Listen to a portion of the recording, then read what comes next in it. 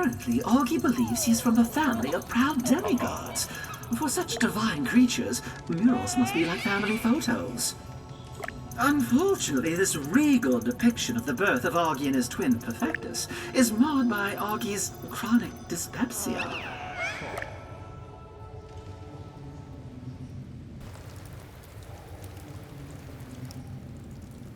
By age 10, Augie's brother was the patron deity of effortless victories, epic love poems, and glistening six-pack abs.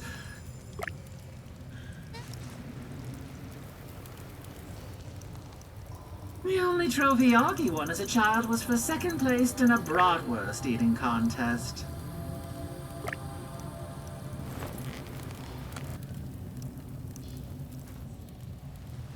The ocean is said to have been formed by the tears of Perfectus's hairdressers, who wept with joy while brushing his golden mane.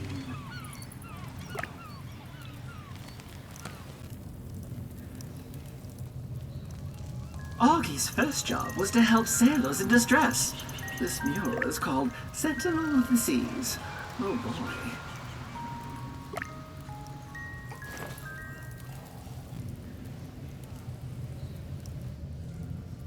His whole life, Augie was eclipsed by his older brother. Which, if we're honest, couldn't have been all that difficult.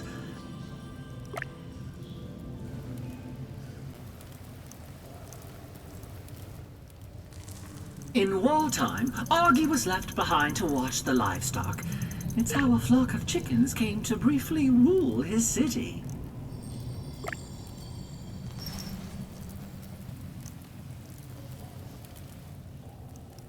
The last straw for Augie's parents was when Augie drove the family sun chariot into the neighbor's swimming pool during Perfectus's wedding feast.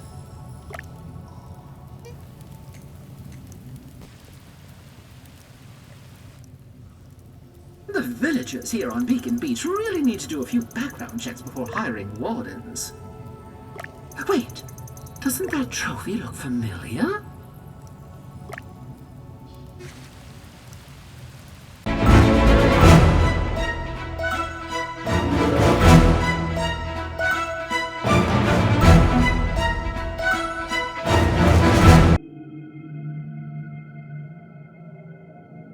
Orion made a daring escape from Cursor, yet even at risk of capture, he made sure to pay his harbor fees beforehand.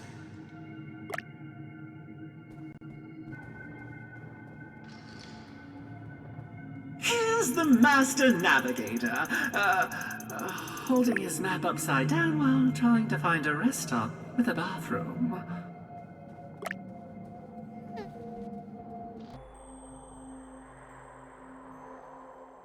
Orion faced a comet eater and lived.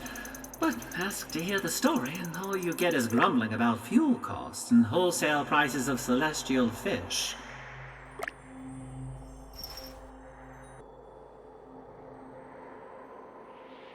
Orion ran out of fuel and called his insurance company for deep space gondola assistance. That stuff pays for itself.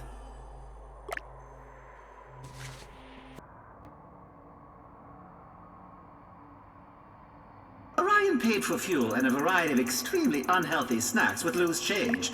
The cashier ignored him.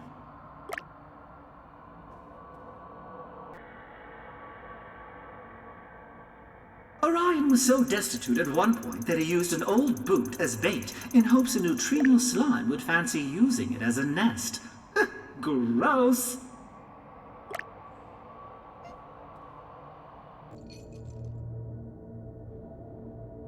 It looks like a cross between an angry nebula shark and an extremely irritated blob lobster. I'll admit, I'm stumped.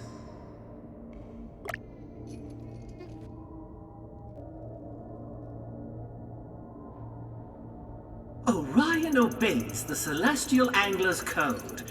Give aid whenever needed. Though it looks like his first aid certification is a little rusty.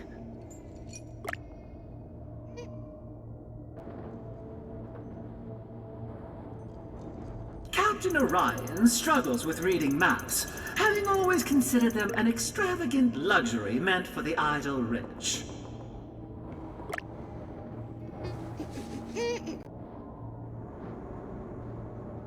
Orion and his mystery co-pilot ran out of fuel again and were forced to crash land here.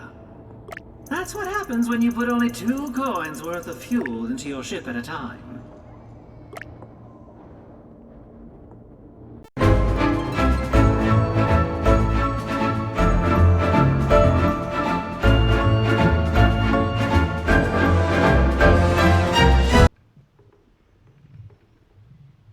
A young Woodrow is reciting his first poem just before the great tree blight of Palette Prime strikes.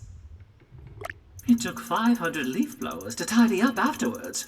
Residents were fined 1 million coins due to the noise violations.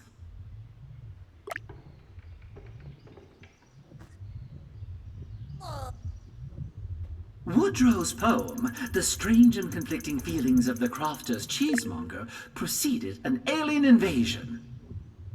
The entire planet was forced to harvest thousands of pounds of pumpkin spice in exchange for their freedom. Horrible.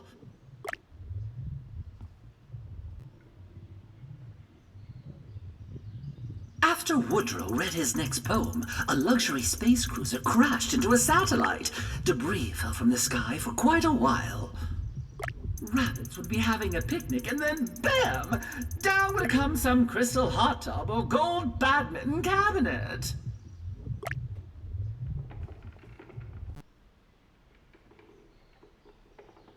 Two tragedies occurred after Woodrow read aloud his Declaration of Love written underneath yonder yew tree. 1, the planet's moon fell to the surface of the planet, and 2, his girlfriend confessed to kissing the captain of the soccer team.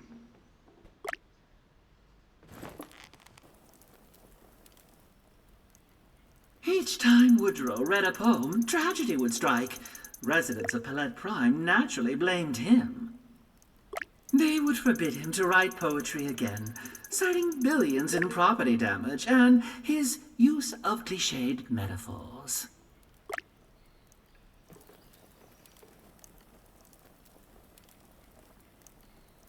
Residents held a poetry slam contest to find a new poet laureate, as Woodrow's poems were always followed by tragedy. Woodrow entered the contest wearing a disguise to prove it wasn't his poetry that caused disaster, but bad luck. 1,142 cases of bad luck.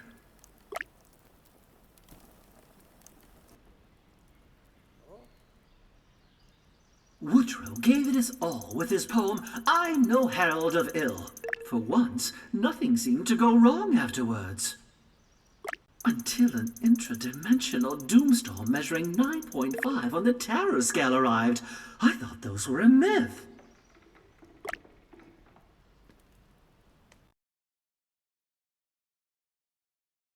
Something large let loose from a storm above the planet. Woodrow couldn't get out of the way because he was wearing stilts. By the way, I knew he wasn't naturally that tall. I thought he had lifts in his shoes.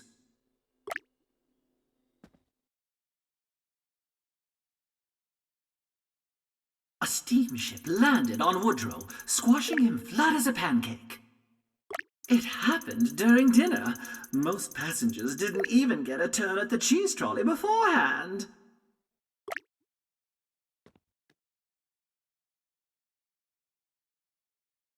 Woodrow was crushed by a falling cruise ship, then struck by lightning. After that, a rain cloud became his permanent halo, forever influencing his outlook and ensuring he'd be a bummer at parties. Sorry, bigger bummer.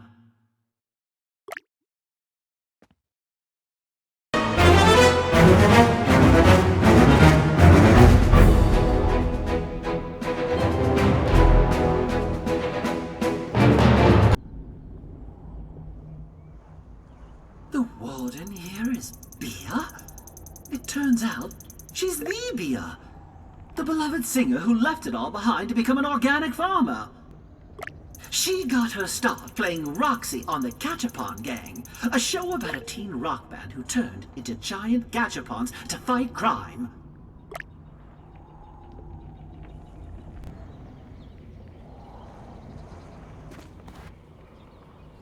Bia's first solo album was corporate-produced teen pop drivel. I mean, really, who listens to that rubbish?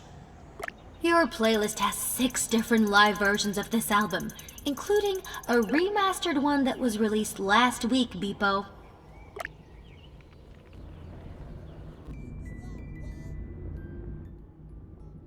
Bia fired her manager and made an experimental album done entirely underwater.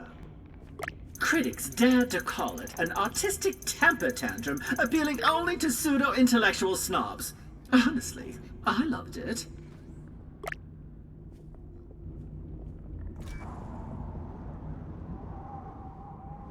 Bia sang the Beacon Beach Brawlers entrance music live for his Galaxy Wrestling title bout at Galactomania. It was the first of many ill-advised comeback attempts, although she did develop one heck of a sunset pile driver.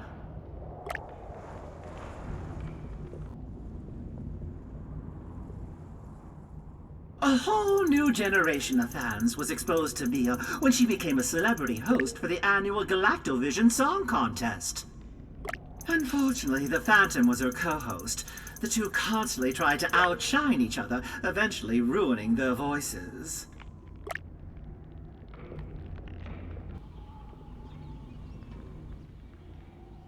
Bia made this album during her punk pop phase after a whirlwind relationship with the Phantom.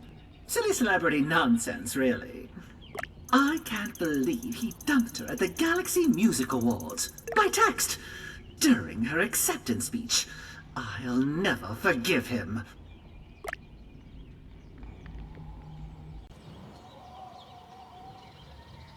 A wiser, more mature Bia grew into her own with this album, which critics called soulful and masterfully crafted. It sold only 300 copies and effectively ended her career.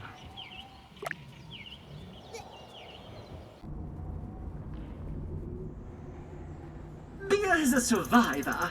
With her singing career over, she retired to Terra Flora and began a new life as an organic farmer. Thankfully, we have lots of great albums to remember Bia's beautiful voice. Just not this one. Yeah, she sounds like a rusty chainsaw.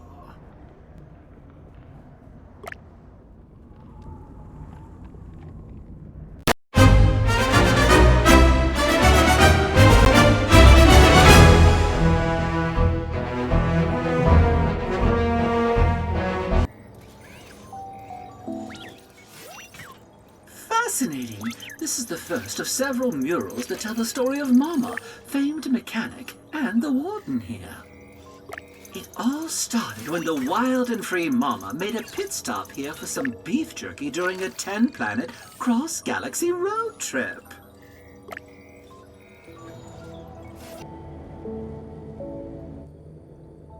Mama wasn't looking for trouble, but when she saw Rabbids being threatened by a mechanical monster, she came to their rescue.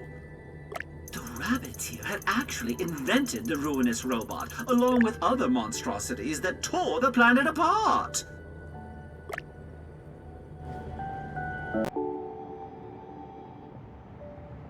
Mama felt a kinship with the Rabbids here, who were living life wild and free, like a solar-powered car without brakes.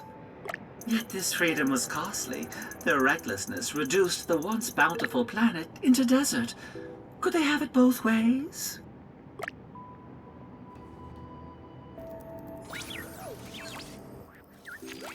Mama stuck around to show the Rabbids how to make their ingenuity work for them versus against them. They were fascinated. The thought of not fleeing in terror from their own creations had somehow never occurred to them.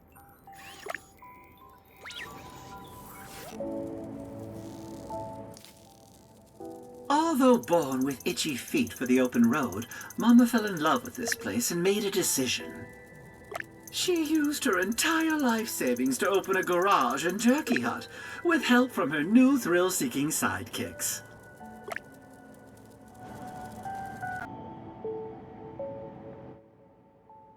It wasn't easy, but Mama taught the Rabbids here how to be responsible in mechanical engineering, robotics, and jerky making. The Rabbids began to model themselves after her. It was then that they gave her the nickname Mama.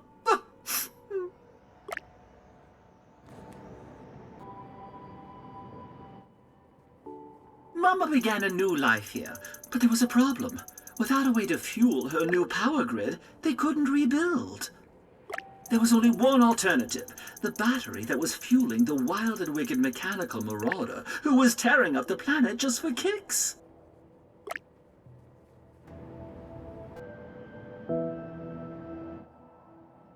Mama had civilized the once savage rabbits here, but now she needed them to go back to living like there was no tomorrow. They pulled everything they owned, used every ounce of ill-advised ingenuity to build Mecha Mama.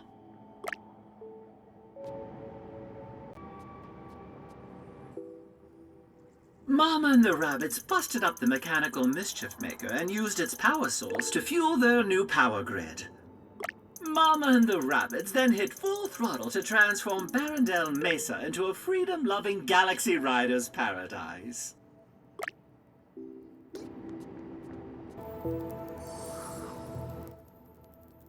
The efforts to rebuild here were cut short by the arrival of the nastiest ne'er-do-wells in the known galaxy, Cursor's army. Knowing the other more populated planets were likely also in danger, Mama knew they had to act. But how?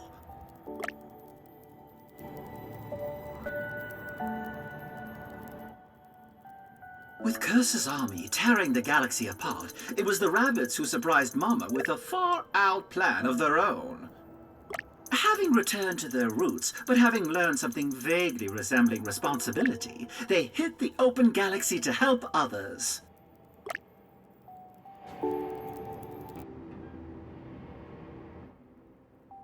Having so many Rabbids leave Barrendale Mesa to help fight against Cursor's minions meant rebuilding slowed to a trickle.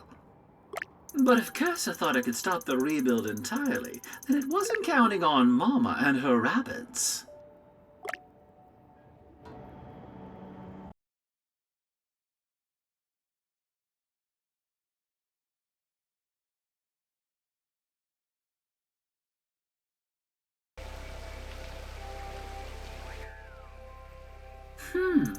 This looks to be the first of several artworks depicting some of the history of the Melodic Gardens. Some dawn songs ago, when the moon shone bright, a silver star fell upon the Melodic Gardens. We wondered if it had come to lead us to the lost melody.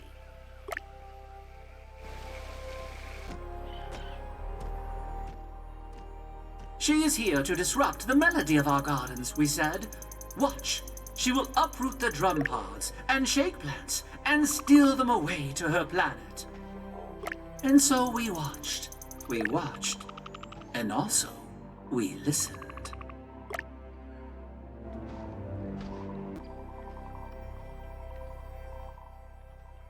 A stranger had come to the Melodic Gardens, drawn by our wild songs, as so many had before her. Show the stranger nothing of the secrets, we said. She will destroy our wild songs, and the lost melody will stay hidden forever.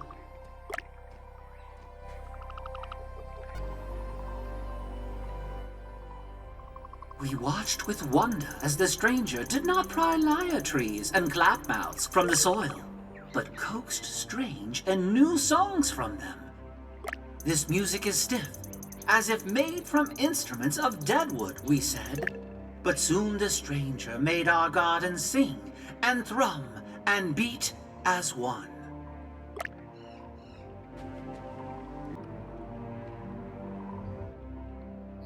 The stranger, Allegra, had become one with the Melodic Gardens, and the Biophony was reborn. Perhaps she will lead us to the lost melody after all, we said.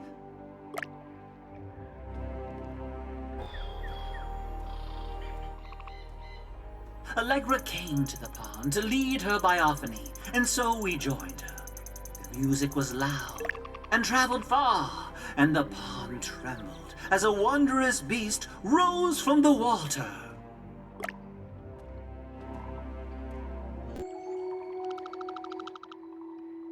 Hearing Allegra's Biophony, the beast awoke from its slumber. With great joy it breathed water on the melodic gardens, and the lost melody was heard once more.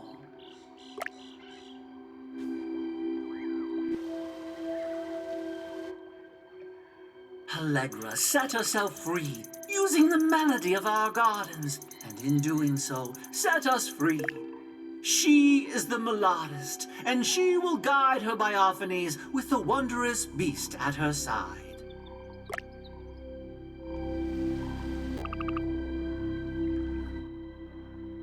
Some dawn songs ago, when the moon shone not as bright, a dark star fell upon our gardens, and the wondrous beast disappeared.